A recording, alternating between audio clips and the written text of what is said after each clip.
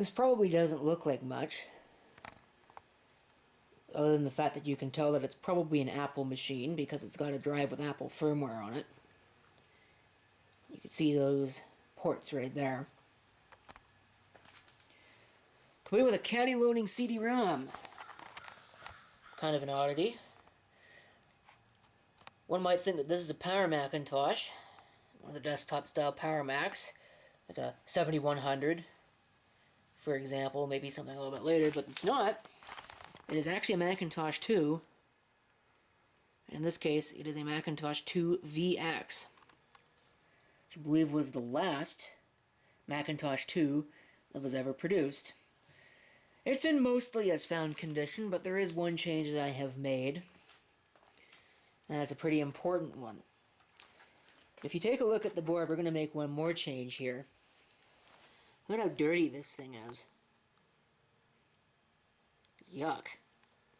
And that dirt is pervasive throughout basically the entire machine. I believe that is the system memory right there. And then underneath there, I believe, is the video memory. This would have come stock with 512 kilobytes of video memory, but we'll talk about that here in a minute. I believe it's been expanded to the full 1 megabyte. But we gotta clean this up. The change that I have made concerns this right here. This is a problem with a lot of older Macintoshes, and I'm going to offer this up as a warning to get these things out, especially if they're bad. I mean, if they're brand new, obviously they're fine, like this one is. But if they're dead, pull them out immediately, because there's well-documented evidence that these batteries explode. And I never actually seen one explode in person. Until now. Well, almost. It seems these Max-L ones are the worst for this. But I think you'll agree that I caught this just in time. Oof. There's a little bit of residue on the battery holder, but not too much. This is the first time I've actually seen one of these red Max-L batteries. Usually I find the purple, pinkish Tataran ones. I've seen one of the blue, I don't know what brand they are, but they're labeled as inorganic lithium battery. And to call these lithium is kind of a bit of a stretch. They have lithium in them, but they're actually lithium thionyl chloride batteries. And the theory that I'm working with is that once they degrade to the point where the casing starts to open, because it happens with all kinds of batteries, the thionyl chloride inside reacts with the moisture in the air, the humidity. And what that does, when you get thionyl chloride wet, it rather violently releases hydrochloric acid, which might be an explanation as to why these things seemingly explode when they go bad, or when they start leaking. So, fortunately this one still works. I'm going to actually go ahead and unplug all the connectors, and I'm going to bring this over there and clean this out with the air compressor. And I'm going to do it on video because I want to see what kind of dust cloud I'm going to get out of this. Alright, let's get serious.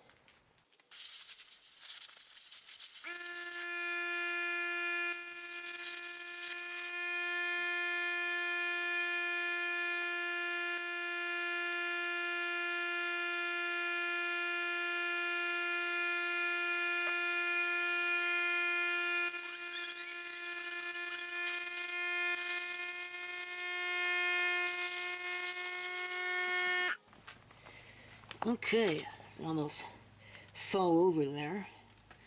And it looks a lot better. Unfortunately, there's not much I can do for everything that's underneath there without pulling out this entire bay, which is kind of a pain. I know because I tried. And I'm not even really entirely 100% sure how this bay is supposed to go in here.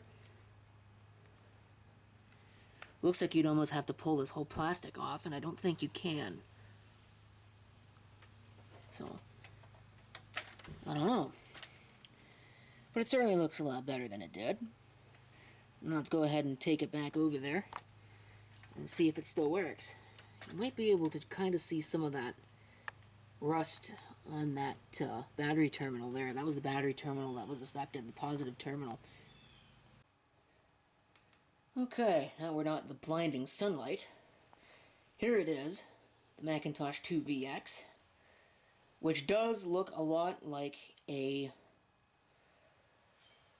Power Macintosh 7100 because it's basically the same case. The IIvx was introduced in October of 1992, lasted about a year on the market.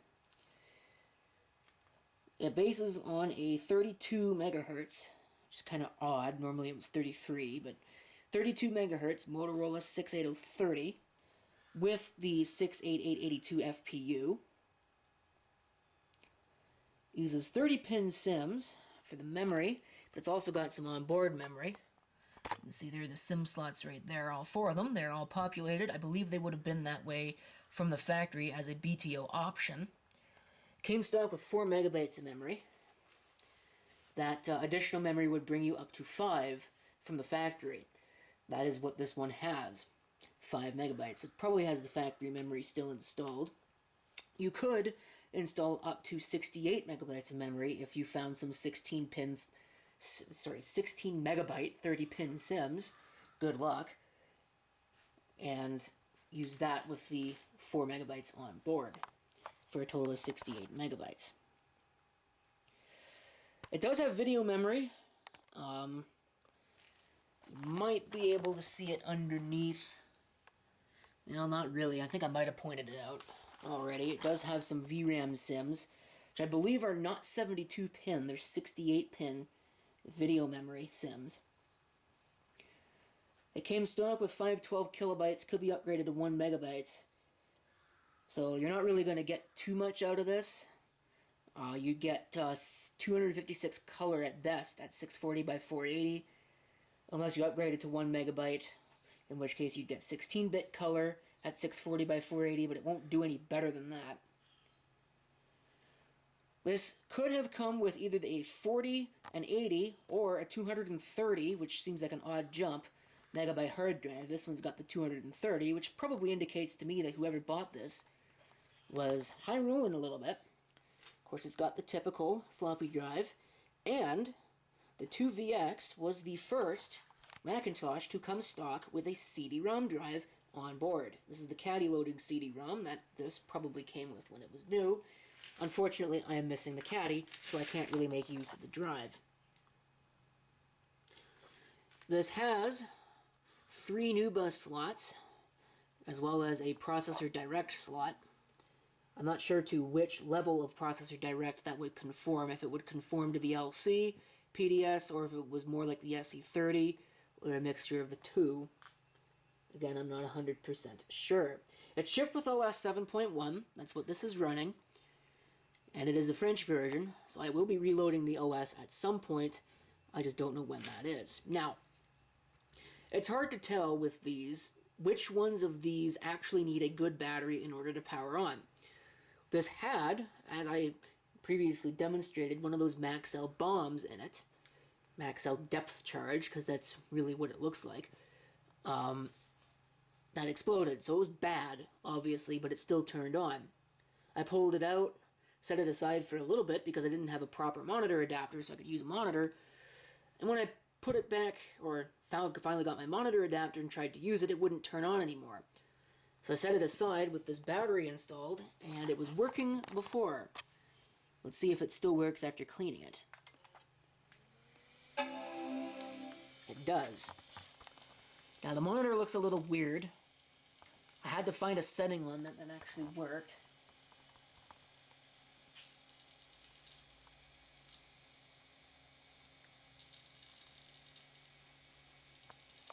So I've got it running right now. I believe I've got it running in the 640 by 480 mode, the 13-inch multi-scan mode, sorry, 13-inch display mode, single scan, it's not multi-mode. So it's doing 640 by 480 at 66 Hertz. This monitor supports it. but probably only just barely. I think I'm running it in mode 5, which is separate sync. I could probably change up the sync options, but I don't know what this monitor supports. Most of the time when I tried to do this, I just got an out-of-range synchronization message, or the monitor went into sleep mode. So, I got this trackball hooked up, nothing special, just because it's easy to use this trackball on the garage floor. And you can take a look here about this Mac. C2VX.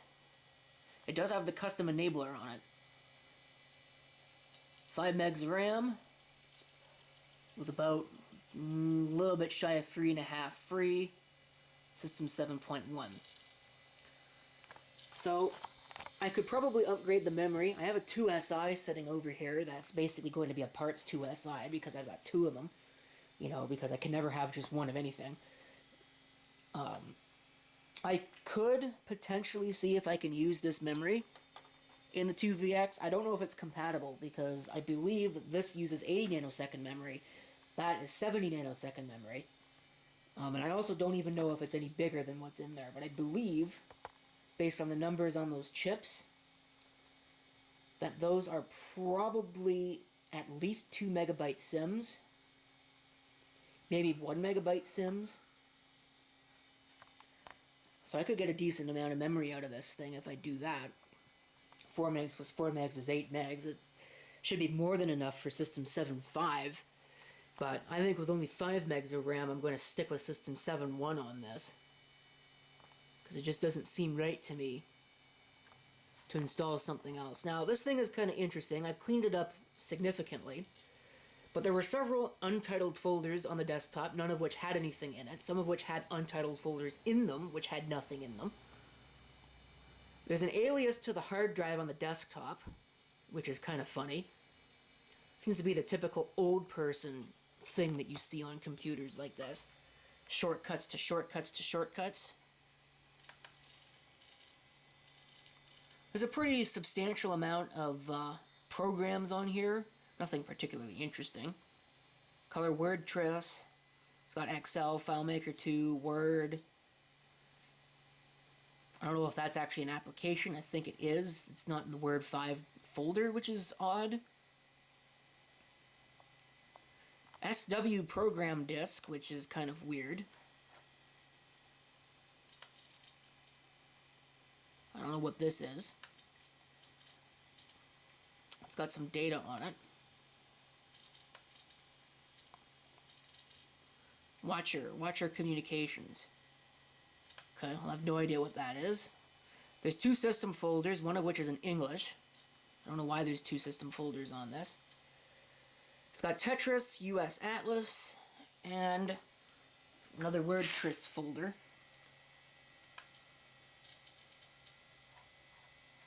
Which has the installer, so that's kind of odd. But there's a lot of documents on here that I've put into the old files, if this thing would actually close, into here just to kind of clean this up a little bit. Lots of files. I don't know if there's not really a count there. So if I do this, no, that made a mess. 129. It's about 81 megabytes used on the hard drive, all told. Let's see if I can organize these, see how long that takes.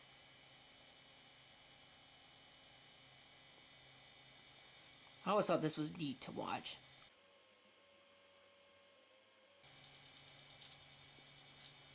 That noise that you hear the hard drive making every once in a while.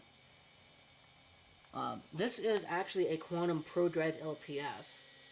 I have an IDE version of one of these, and it does the same thing. I think I put that drive in my Packard Bell PB400T.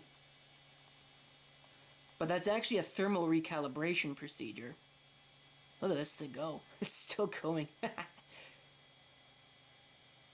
Trying to organize all that. I don't know, will it ever actually get through it? Well, we're almost done there. There we go. Not bad, eh? 129 items that just got reorganized. So, like I said, this is going to get System 7.1. Now, I was told, I don't know why the green light is on that caddy CD-ROM drive, unless it wants the caddy to be inserted before that light will go out. Because, of course, there is no caddy in here. You can hit eject all you want, it's not going to do anything. Kind of funny, there's no eject button on the front of that case, but that hole right there, I think, actually goes to the emergency eject on the caddy load CD-ROM drive, which is good. Definitely good. So, stay tuned for this, because it will be getting, like I said, System 7.1. I'll be installing it, mostly so that I can get an English version of the macOS installed on this. And then what I do with it from there, I'm not really sure. Just yet another Macintosh to have in the collection with all of the others. I don't have a whole lot of experience with the Macintosh II. I know that there was one classroom when I was in elementary school that had them, and they were all pretty much different models. I know there was a 2SI there, because I remember one of those. I remember one of the bigger ones. I don't know if it was a 2, a 2X, or a 2FX, because they all had the same case. But I know there was one of those. I think there was either a 2CI or a 2CX. There was one of those, and there was one of these. All four of them were different. I do remember that. I only remember very, very briefly, so I don't know exactly what they were. I do know that they were 4 different case styles, and those are the 4 different cases for the Macintosh II, so... Okay, it does see that disk. This should be a bootable disk. Should have a system folder on it. Yes. Install FDHD in system. Let me reboot this.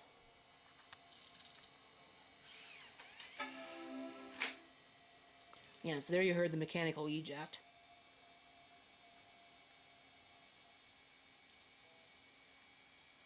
Okay, we are booting.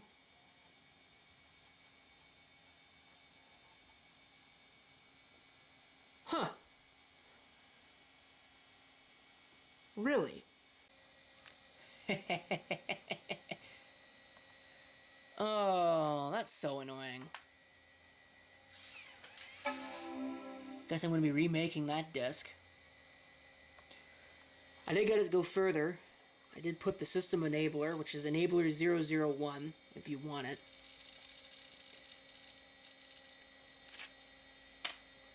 On that. But I don't know what really happened to that disk.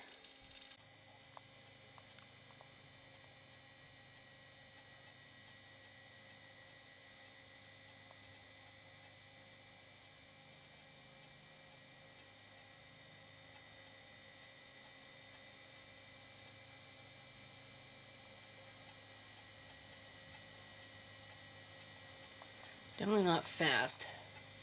Okay.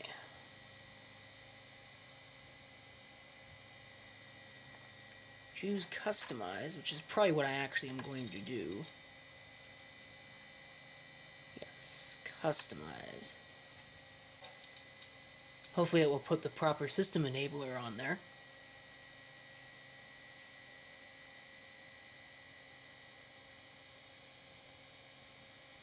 Somehow I'm getting the feeling that it won't.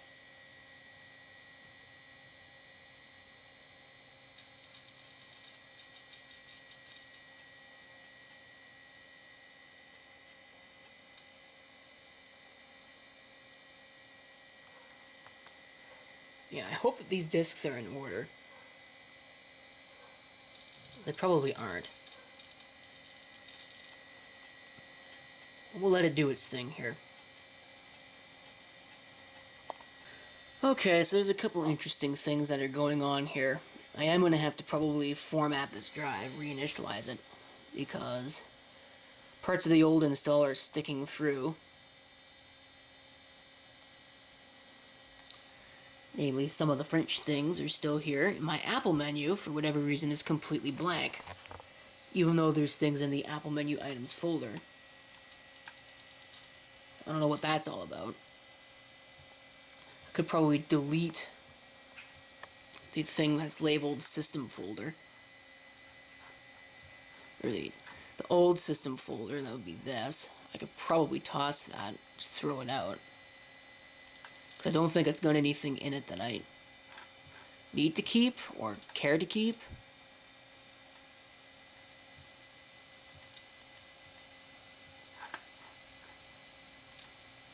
Hopefully not. I think that's what I'm going to do. I'm going to go ahead and take this, throw it in the garbage. Huh.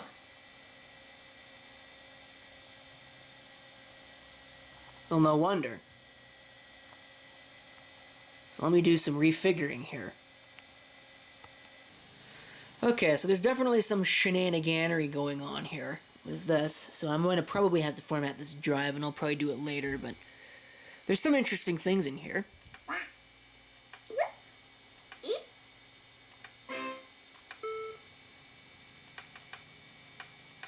Those are all standard, but then there's this one.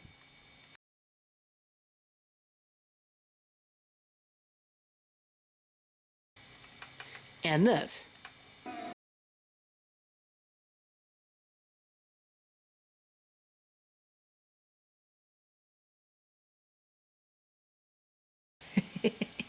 Somebody's added some custom sounds. I don't see that done very often. Of course, speaker volume is up all the way. I better change that. Set it to that. I don't usually use that one. Now, let's see here. Monitors. Something that's kind of odd here is that this looks like it's running in 1000 color mode. I don't know that it actually is.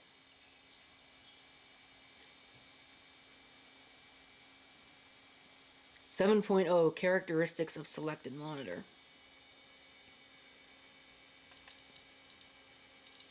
But if you'll notice, there's basically no difference between 256 and thousands. Of course, that's still in French. It's the integrated video. You could, if you wanted to, install in one of the new bus slots a video card. And I have one sitting around here somewhere. Although I don't think it's going to be any better than the onboard video. I don't know where it went. I had a Macintosh II. There it is. Sitting over there. Yeah. That's actually got a TTL video output on it, which is kind of odd to see on the Mac. Fortunately, I don't think there's a good way to really prove that it's got 1000 colors. I mean, that looks pretty good, so it probably does. Of course, is the identify. Little command there, but... Of course, memory. Which we're not doing much with. I got that turned off. 32-bit addressing is off. I don't know if I could actually turn that on this. I probably could. And this is a 2VX. It'd be pretty late in the life for requiring a mode 32 extension in order to do that. Versus 32-bit dirty versus 32-bit clean. You can look that up if you want to know more about it. It's not really privy in this video. I'm just going to leave it off for now. The desktop pattern. It's got a couple of. That looks pretty good. I think that was what the, what was that? That LC500 was set to.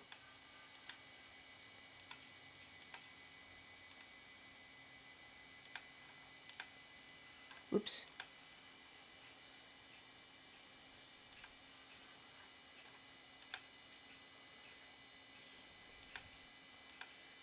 I don't know if there really is just a blank one, though. There's red dots. I might just leave it at that. We'll just leave it with that one. I'm going to go ahead and I'm going to actually set the time on this. Not that I know what time it is. 2:44 p.m.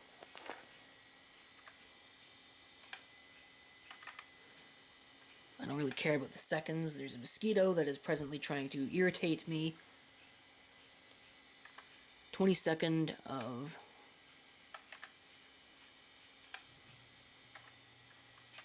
say 23. And that should actually stick.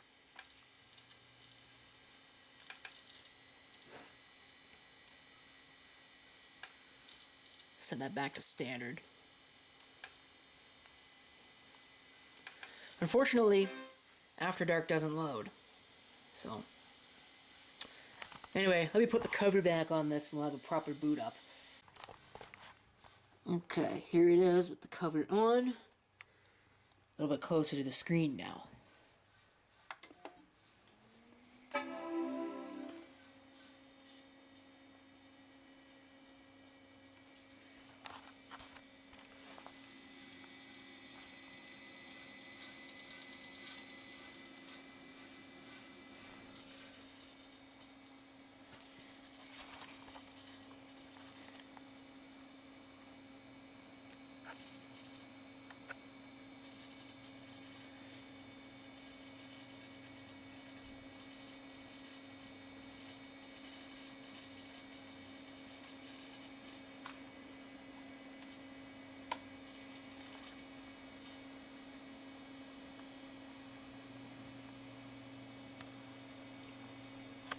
So that's pretty good. Other quick information, I did fix the, well, sort of anyway. The Apple menu there. It's running Microsoft Word version 5. I know that there was a copy of Excel on here too, somewhere. See if we can actually open up both of them at the same time. Holy crap, there's documents in there too. Huh! Wow.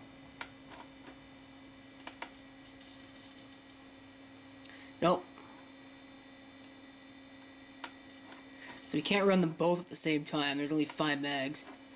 So you are pretty limited with what you can do. Only 5 megabytes of memory.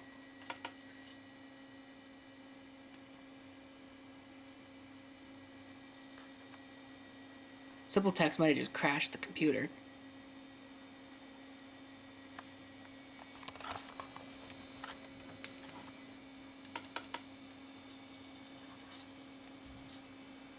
Huh. Well, that's nice. Good thing there's a reset switch on the front. Let's see.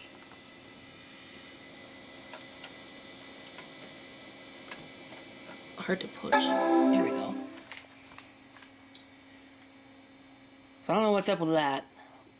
Like I said, I'm probably going to have to format the drive, reinitialize it, reinstall from scratch.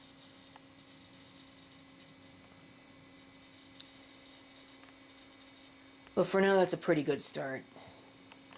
At least it's functional again.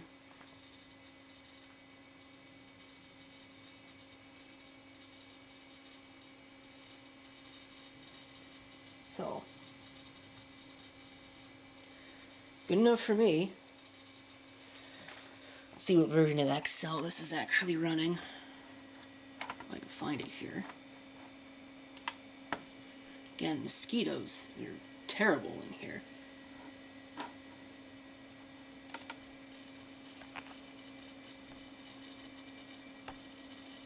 Excel version 5. The different splash. Oops.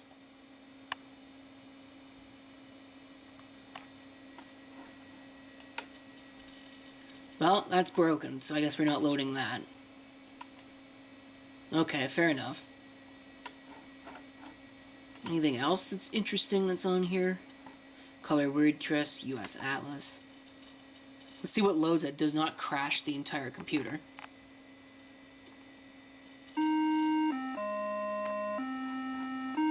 Oh, geez. Yeah, we're not going through that. Alright, close that. US Atlas version 3. I'm surprised that even though the Macintosh can do waveform audio, or at least it can, or could by the time the IIvx came out, that it does not. The Lisa only has beeper. But this is obviously not Elisa. So there's Tetris. Probably just a standard Tetris clone. Looks like it's running in grayscale mode. It's probably meant for a one of the compact Macs.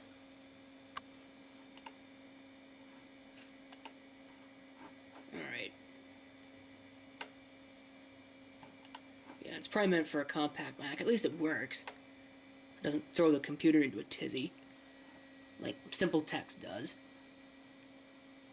I'm not really sure why it did that, just that it did. So, anyway, some work required, but certainly a lot better than it was. Thank you for watching. If you have any comments, feel free to leave them down below.